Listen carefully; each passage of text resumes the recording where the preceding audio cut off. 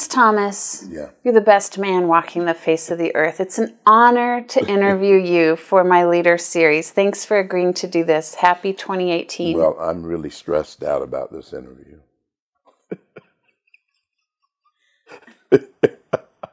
I just want to say, you know that your wingspan has always amazed me, that you've come from poverty in Georgia. You've been a left-wing radical before. And now you've seen a whole different side of life. Talk about lessons learned from your wingspan. I think you learn that life can be very humbling, that you think you know at 18 or 19 all the answers, and then you realize that they lead to a lot of questions. My grandfather always understood that. He would, when I would come home full of answers, he would ask you, and then what questions? So after you destroy this country, where would you go? Which country? And what would your country look like? And to which, of course, when you're a kid, you have no answers, as most kids don't. And so I think humility, I think patience, persistence. There's lessons about people you meet along the way. You know, my grandfather would have all these sayings, and I think one of the reasons I wind up quoting him and my grandmother and the people around me, and much of sort of the cultural attitudes or aphorisms that you heard, was because that's the way you learned how to live your life. So one of the things that he would say is the Lord helps those who help themselves. As far as cooperation with other people, he would often say, son, it takes one hand to wash the other. That you have to figure out a way to work with someone else. I think one of the things that happens is when you go from one place to another, almost a nomadic experience, you learn how to figure out what you have in common with other people. So I think that was kind of important. It was a lesson that no matter who it is, what station in life they're at, you can find something that you have in common. Even if it's just a football team, it could be an experience, it could be a sort of a hobby, it could be just an observation, it could be bigger things like religion or philosophy. But you can find something. And the other thing, I think, is to see that everyone has value, inherent value, and they have had experiences that are worth listening to. You know, when you look at why you're still here or how you managed to survive, it's beyond me. I mean, certainly it would be my miracle after miracle after miracle. You know, it's always interesting to me when people say, well, I don't believe in miracle. Well, I have no other explanations. It doesn't add up. You can say it's luck. You can say it's good fortune. You could say, you know, I prefer to just say, well, it's just divine providence. That because there is just no explanation that a house burns down, that results in my brother and me going to live with my mother in this tenement. Well, then she can't really handle two little boys and working for $10 to $15 a week. So she takes us to our grandparents. And then so you wind up being raised by two of the greatest people you would ever know. Tell me that's not miraculous. They then take you to a Catholic school where you have nuns who devote their lives to little black kids in the inner city of Savannah. So then that is another miracle. You then wind up going into the seminary, and that's another totally different experience. Now, how do you explain all of that? I mean, how does it all sort of make sense if you look at it as you go through it? In retrospect, it makes sense. But to me, looking at it retrospectively also suggests to me that it is certainly providential that this happened. I see you pull out the litany of humility all the time. What's that do for you? Oh, it focuses you because it tells you not to focus on whether you're praised or criticized, to not worry about whether someone gets more than you get, to not worry about whether someone is going to say something hateful about you, whether they're going to calumniate you. Don't worry about whether or not they say good things about you. That it doesn't matter. What really matters is whether or not you do what you are called to do. A young man asked me, what role does ambition play in your career and in your life? And I thought about it. I'd never been asked that. And I said, oddly, I don't have anything against ambition, but oddly, it's never played any role in my life.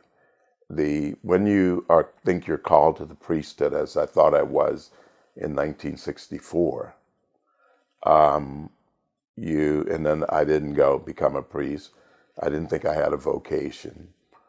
But you're always looking for the next calling, the next vocation. And so this, to live up to that vocation and that calling, you have to discard these distractions of praise, of being afraid, of being criticized, of wanting to be first, of wanting to be treated well and feted and all those sorts of things, because none of that has anything to do with being called to do what you're called to do. I'm called to do a job. Whether you're criticized or praised has nothing to do with that. Someone asked me recently, some years ago, remember now, I'd been away from the church for 25 years. I left in a huff in 1968. And someone said, why did you go back? And I said, life. Life happened. Things happen that you can't explain. And then you realize there was only one place to go. And for me, that was back before the Blessed Sacrament. So the others criticize it, but so be it. It's, as Mother Teresa said, it's always between God and me. But faith is, I think it's important to keep you, give me the strength to do what I have to do every day, to assert the independence, to be willing to take the beatings, the criticism, the unfairness. That's a part that comes with the Turk. But faith allows you. With God, you can do that. It also gives you the wisdom, the insights, the capacity to do the work, to decide these things, the discipline. It gives content and meaning to the oath I took. At the end of my oath, and for this job I had to take 2, you say, so help me God. It's an oath to God. So if you have a strong faith in God, then that oath gains in meaning and content.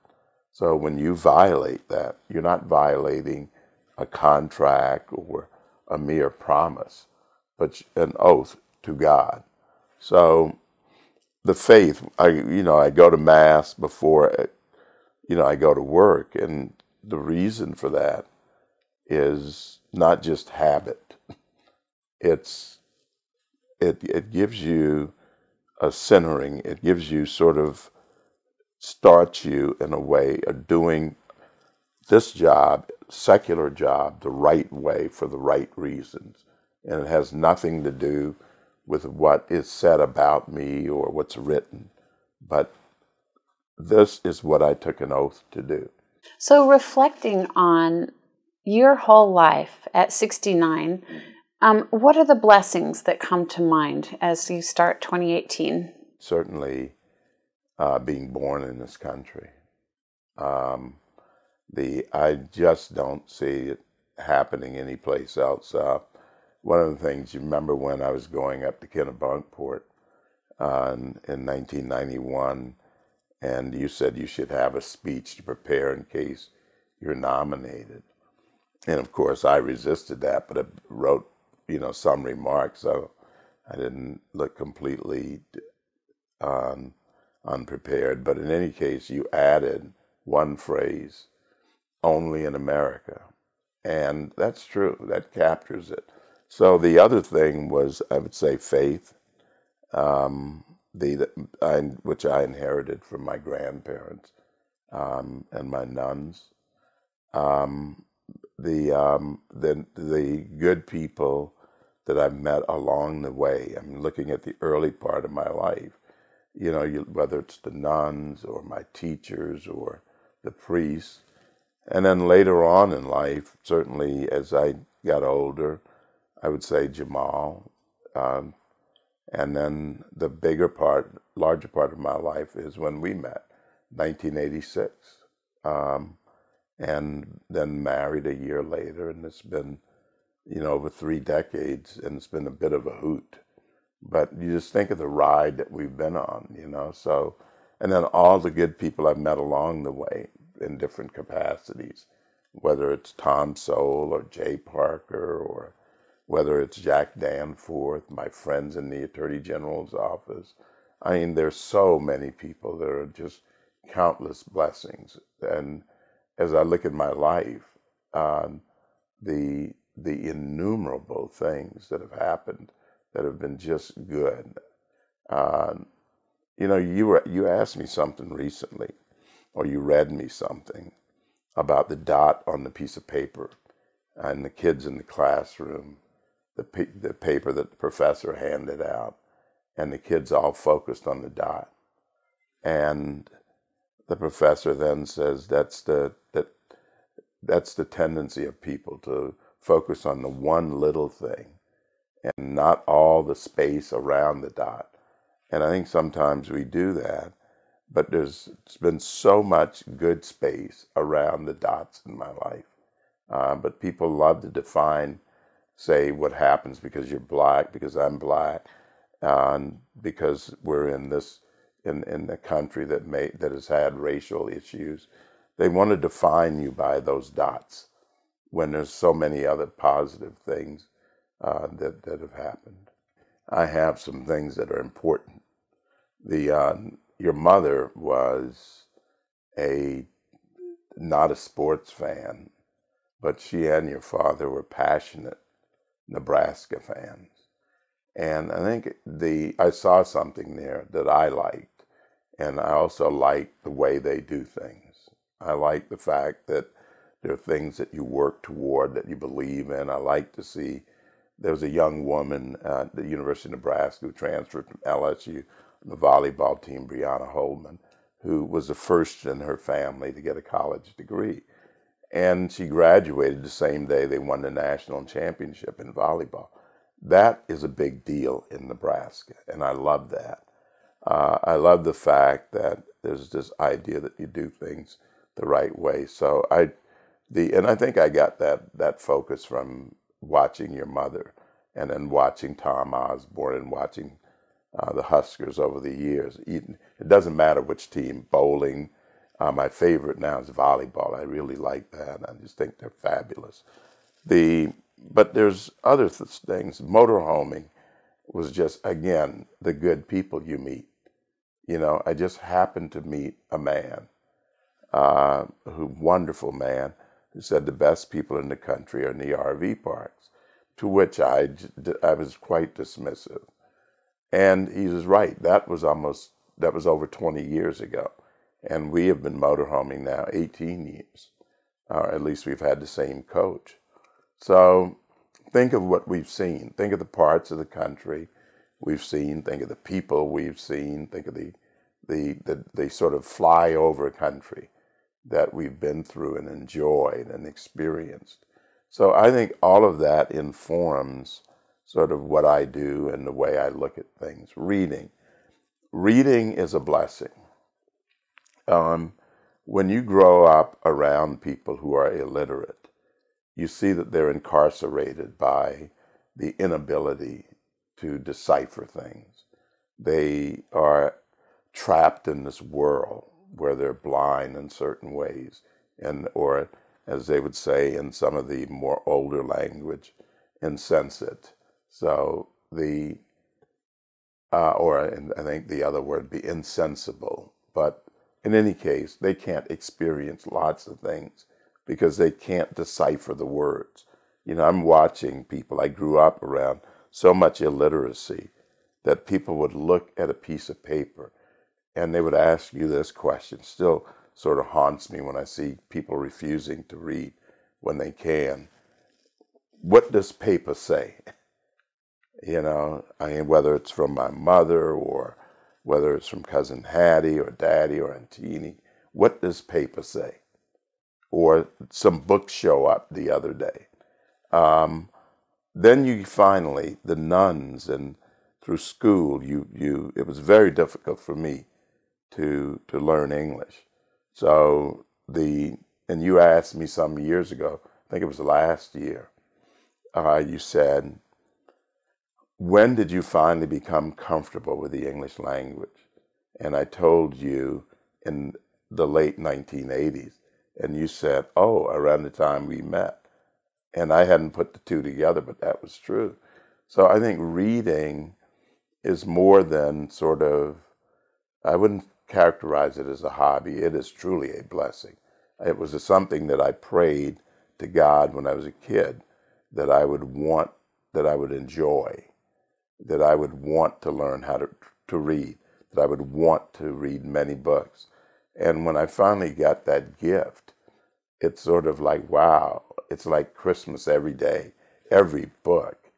You know, I know you think I'm a little different, and I am, but just think of this. I mean, you get to read Boswell's Life of Samuel Johnson. Now, many people would kind of roll their eyes at Boswell's Life of Samuel Johnson, but just think of all the people who were around him, whether it was Edmund Burke or Adam Smith. I mean, wouldn't you want to read Boswell's Life of Samuel Johnson? I'll put it on my list, Justice.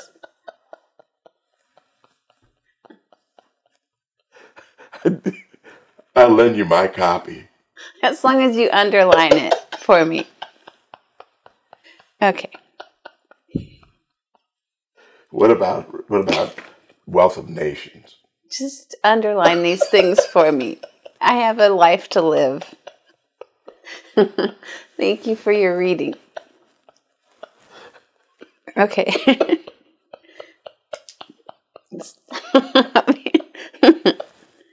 All right. Oh, God, you make me laugh. If someone asks you for advice when they're getting married, what do you suggest?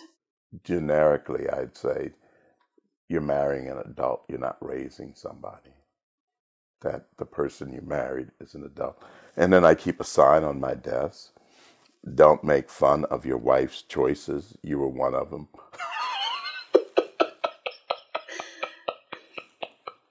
Thank you. I really appreciate that. And it's so true. Okay, what do you say? Plus, I love my wife, so my wife cracks me. And I think you learn how to enjoy each other's company. And you're two different human beings who come together to form one. And you and I are very different. I mean, you don't read the life of Samuel Johnson. Exactly right. Oh, God, I love you. Thank you, honey. What do you tell people about interracial marriage? It's not something that either of us looked for when we started, but what do you say? I just don't think of it. The only time it ever came up really was during the confirmation stuff when we were being attacked. And I was, you know, if I were more progressive or liberal, it would be considered progressive to be in an interracial marriage. But if you are not, then you are selling out. So I mean, it's just one more way to attack or to criticize for some people. But, you know, I don't really get caught up in a lot of that. I don't think of it as some statement. You're my wife. That's it. When I was mentoring this 13-year-old in D.C., I told you this. this little girl said, I don't know what the controversy is about interracial marriage because you fall in love with their insides anyway.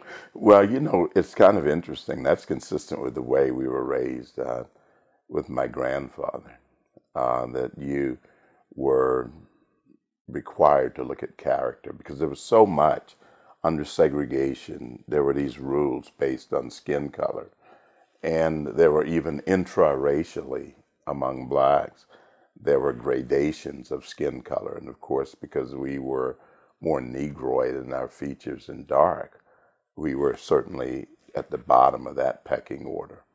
So the nuns and my grandparents would often talk about, we're all the same in God's eyes. And so you were required to focus more on what we would later go on and focus on legally, a colorblind constitution. We were required in our individual or our daily dealings to also be colorblind. Okay, so ritual defamation has been defined as retaliation for the real or imagined attitude, opinions, or beliefs of the victim, with the intention of silencing or neutralizing his or her influence and or making an example out of them so as to discourage similar independence and insensitivity or non-observance of taboos. With such a big divide between those who know you, the reality of Clarence Thomas, and the myth that some propagandists make about you, what are the lessons learned for those who are feeling as if they're in the midst of ritual defamation themselves? Again, I go back to the touchstone in my life, my grandfather. When I called him and I asked a similar question in the early 1980s, that I was getting beat up pretty good, and this was all new to me. And I asked him, what should I do? And his advice was just very straightforward. Boy, you have to stand up for what you believe in. And so that sounds simplistic or simple, but it's just hard. And that's why people don't want to do it. They don't want to take the beatings. And those who administer the beatings understand that. But I think if you go back, I think in my book I quoted Richard Wright, where he said that the worst I've ever been treated is when I've told the truth. And that's the way it works. And one of my fears when I was a young man at Monsanto about my views becoming public was that I would be beaten or ostracized or criticized. Well, the beating started immediately in 1980 and have continued, so it's just a way of life. But there's also the other side of it, to be able to know that you have done what you are required to do, that you have been truthful, that you have not deceived people, that you can put your head on your pillow and sleep soundly. My grandfather always talked about the sort of peace that you had when you did what was right. And so there's nothing that the critics can either give me or take away that's of value to me. They can't take away sort of what I think about what I do because they have no input into that. One of my clerks said something to me years ago that I will never forget. I was being less than charitable to someone or an organization or an institution that had done some negative things to me. And I was very content to be negative toward them in my attitude. And she said, why would you allow them to make you someone you're not? So when you overreact or react negatively to what others do to you, you've given them control over defining who you are now. Before that, all they got to define is what they said about you and what those they control or persuaded thought about you. But they never got to control who you were. But when you react in a negative way, to those things, you have indirectly allowed them to control you and define you. But I do ask this question of young, particularly young minorities in the when I see them at the court or in various other places, particularly universities. What is it that they don't want them to hear? What is so threatening? I spend hours with them, these kids. I sit in the room with them, let them ask whatever questions they want, and then I ask them, now what did I say that is so dangerous? And of course there's no answer, but what is it that they don't want them to do, to learn? You know, back when I was in school, they often spoke, particularly among those on the hard left, that blacks would be the vanguard of the revolution. Their words, the vanguard. And I would cynically say sometimes that meant you would be the grunts in their ground war, and you'd be the first to go. My interest is in that kid having a chance, that kid learning how to read or have a positive attitude or being able to do things. And they're not a pawn in any game. They're not they're not the vanguard. They are human beings. So what is it they don't want that kid to hear that I'm saying that's so dangerous? Kids are great, by the way. I mean, I think students are great. I think that they're just kids. But the one kid in our discussions, we're concerned about, I think they bought into the myths, but after you spend time with them, they change their attitudes. And I said in our discussions to them, okay, let's just take the things that they've said about me. I said that, have you in your life done what I've done? Have you sort of achieved the things that I've achieved? And they, of course, say no. And I said, you're just beginning, you're a kid.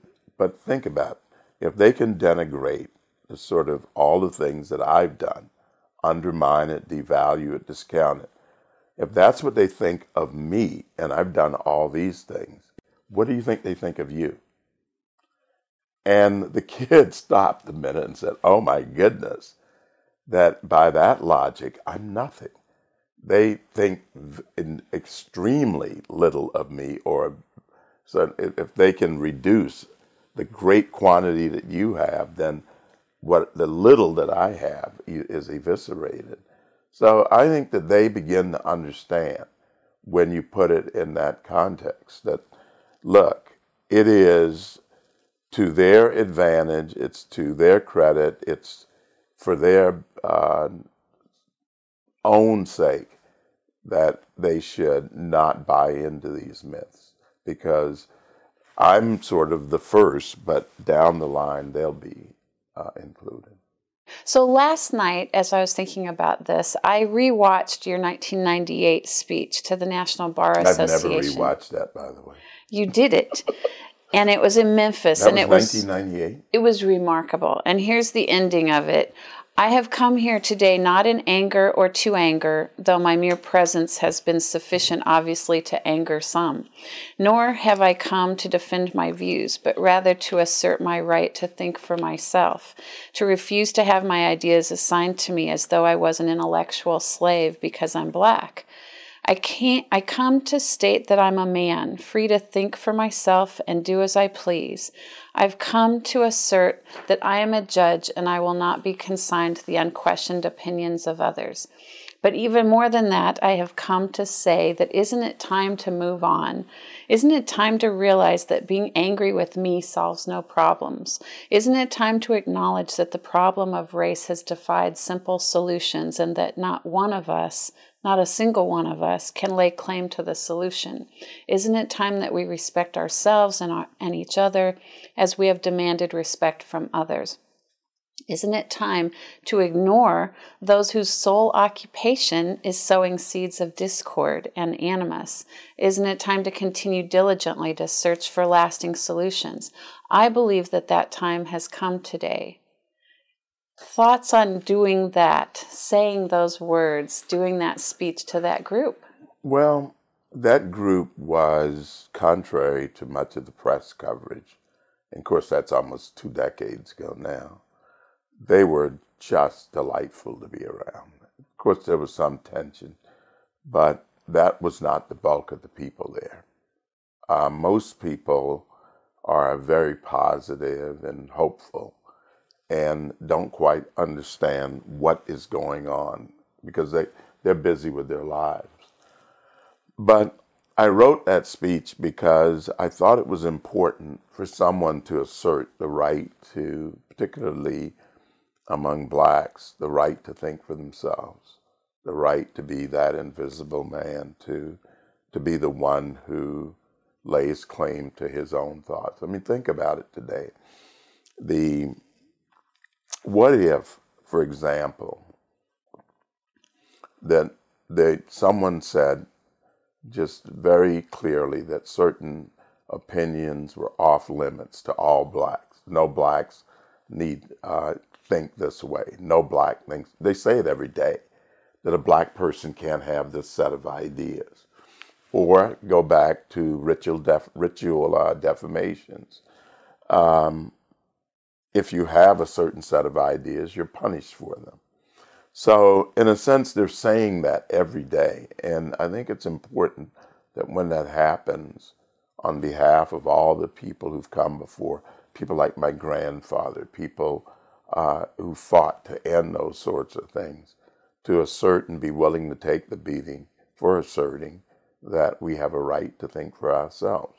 Also, I have an obligation, because I am a judge, I'm an Article III judge, that as a judge, you don't get to be on one team or the other. You have to think independently in order to live up to the oath that you take. And the best part of being a justice? It's, first of all, it'd be impossible without you. I have to be honest. I mean, it would be, it's sort of like, how do you run with one leg? You can't. I mean, it makes it whole when I have my wife.